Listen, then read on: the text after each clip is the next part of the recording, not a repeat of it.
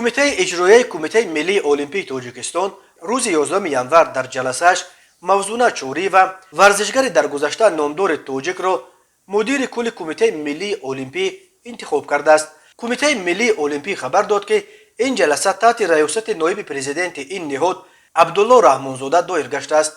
رحمانزاده گفته است انتخاب موضوع چوری و به وظیفه مدیر کل کمیته پیروی از پرزیدنت امامعلی رحمان باید به بلند برداشتن موقع بانوان در جامعه و توسعه کمیته بین المللی المپیک جهت رعایت برابری گندری در سطح رهبریت کمیته های ملی المپیک می باشد. موضوع چوری و سال 2017 تا 2021 در وظیفه مدیر شعبه ورزش و آمادگی به بازی های المپیک کمیته ملی المپیک فعالیت داشت. پرزیدنت کمیته ملی المپیک تاجیکستان پرزیدنت کشور امامعلی رحمان است.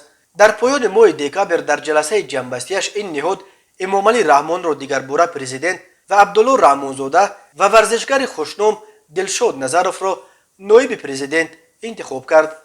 در آن جلسه شمس‌الله صاحبوف مالک شرکت فراز که چند سال باز نایب پرزیدنت کمیته ملی المپیک و یکی از اسپانسرهای اساسی آن بود از مقام نایب پرزیدنت با خواهش خودش کنار رفت.